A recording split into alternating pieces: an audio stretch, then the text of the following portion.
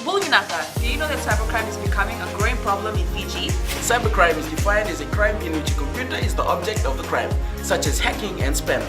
Cybercrime is also cyberbullying and using fake profiles to cause panic and spreading false news. If you're involved in this or know anyone who's committing these crimes, report them immediately. I'm Polly. And I'm Peter. We host the Traffic Jam Show on Today FM. From 3 p.m. to 7 p.m. every weekday. Do the right thing. In this bulletin, 11-year-old youngest rapist charged, more turning to sex work, and Year 12 exam results out tomorrow. From the studios of FBC Suva. An 11-year-old boy is believed to be one of the youngest ever rape accused recorded in Fiji.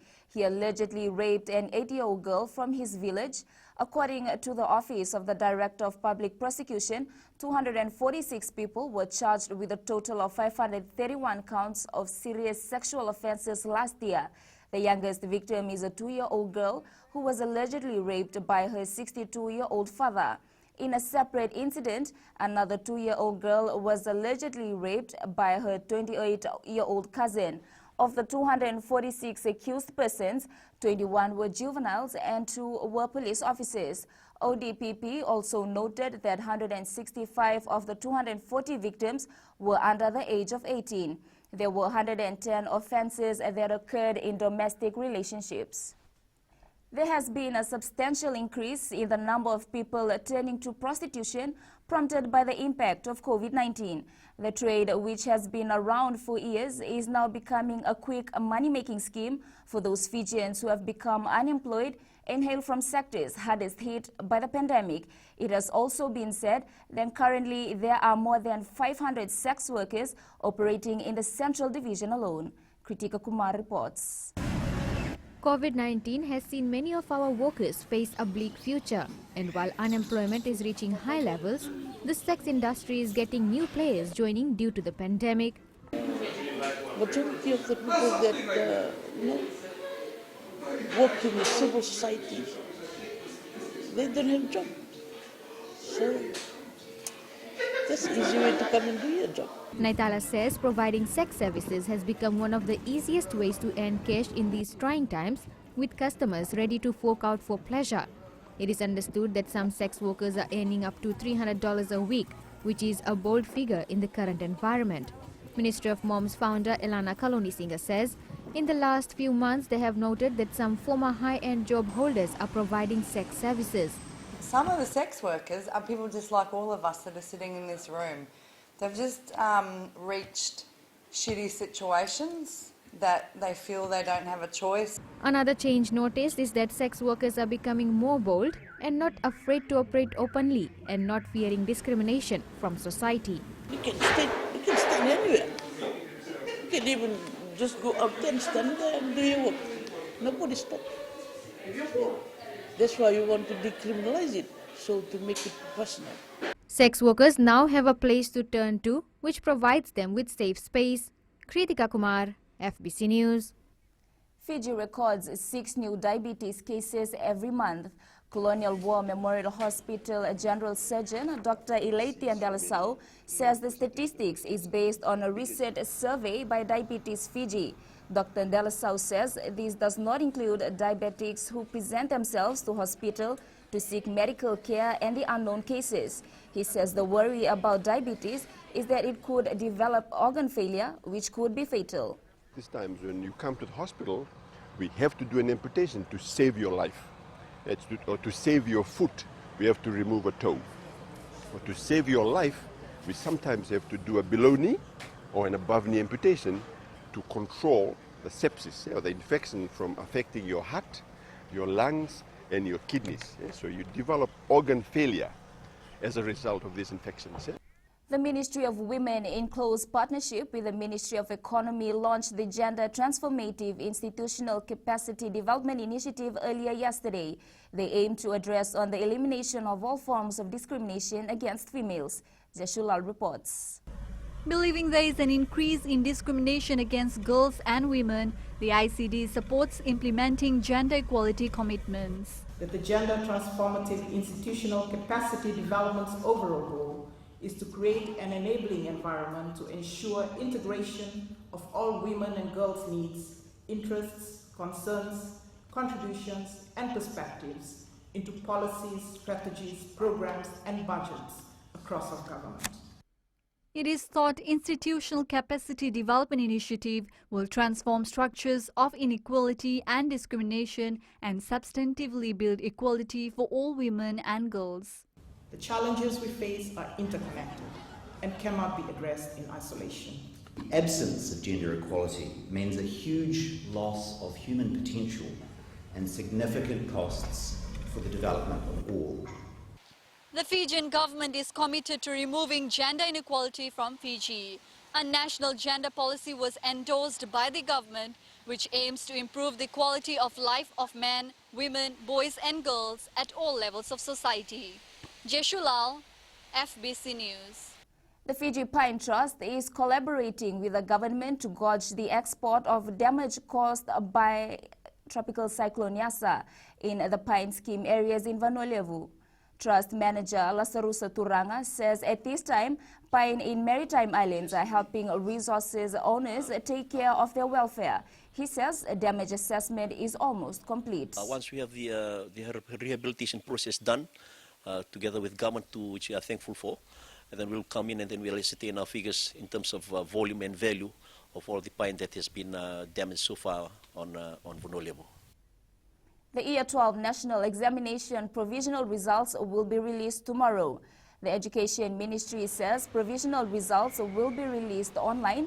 It says students can use the examination code number and personal credentials to access the results. Students who do not have internet access can obtain the results from their respective schools or district education office. It also says Year 13 students can begin classes from the 1st of next month. BSP Life says the decision to buy the Regal building on Victoria Parade boosts investor confidence in the local economy. The historic building was bought from Damoda Group for an undisclosed sum. BSP Life General Manager Michael Navala says the transaction will send positive signals to the private sector at a time when investments are stagnating. The site itself has potential. As things start to pick up locally within the economy, it gives us options to be able to develop that whole area because the properties, the whole footprint belongs to BSP Life. So short term, it gives us sustainable value. Longer term, it gives us opportunities to consider whether we do something bigger and larger. Up ahead, Tuwai to launch a sports brand and Sally out of Olympics race.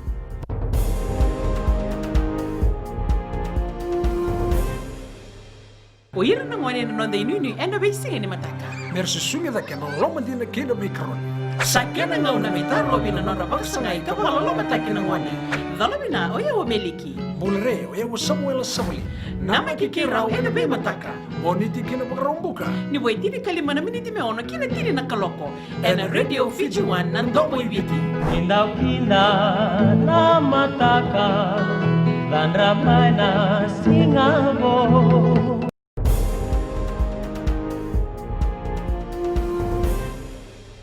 World Rugby Sevens Player of the Decade, Jerry Tuwai, will soon establish a rugby academy in the country. With the support through the Barbarians Club, Tuwai is slowly building something big. The Olympic gold medalist revealed he will this year introduce to Fiji and the world his new sports brand. The Sevens maestro knows he has to do something because he can't be entertaining the world forever. Yeah, I have some plans that I will not explain it right now. In the future, it's coming a few months now to be launched. So it's big even for me. Yeah, I think that's all the focus that I have right now. It's about how I will manage my life after my career. There will be a new format for this year's Fiji Beta MARIST Sevens tournament. A ranking system will be introduced for the 45th edition of the tournament. MARIST Rugby Club official Korpulabula says this will complement the FRU Super Series.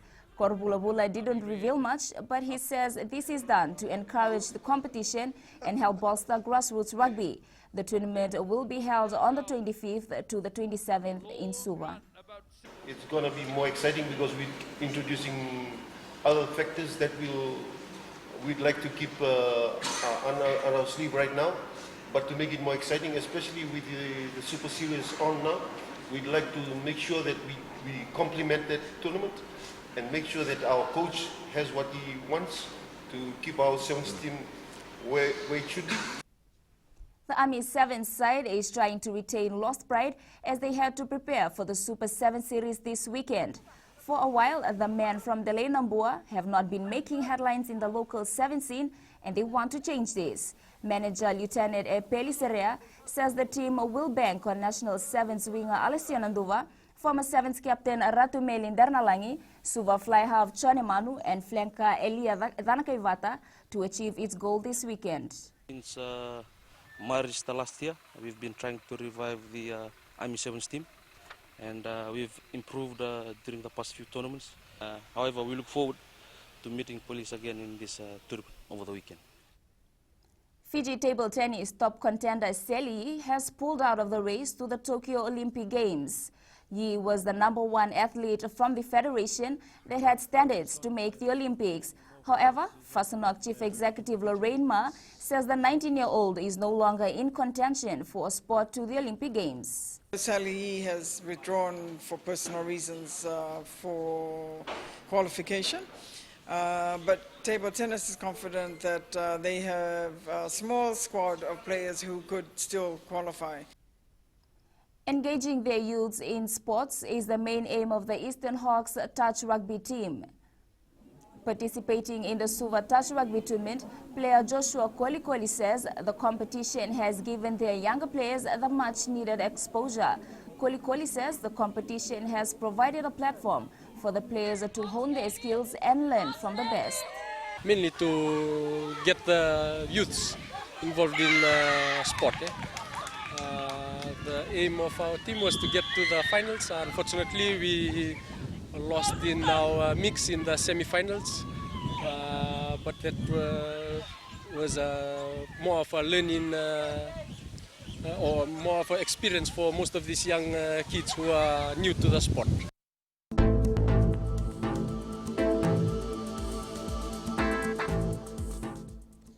Another warm, humid day is in store across Fiji with temperatures in the mid-30s.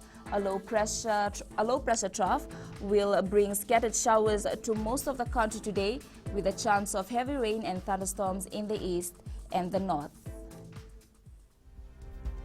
That's FBC Morning News. Join us at 7 p.m. for our major bulletin. For news you can trust, get the facts from FBC's TV, radio and digital news at fbcnews.com.fj.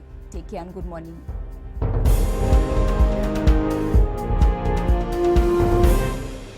हमारे खूबसूरत देश Fiji में child abuse की घटनाएं आए दिन बढ़ रही हैं। क्यों बच्चों का मासूम बचपन अब्यूज का शिकार हो जाता है? अपने बच्चों की सुरक्षा का खास ख्याल रखें। उनसे बातचीत करें, उनके दोस्तों के बारे में जानें।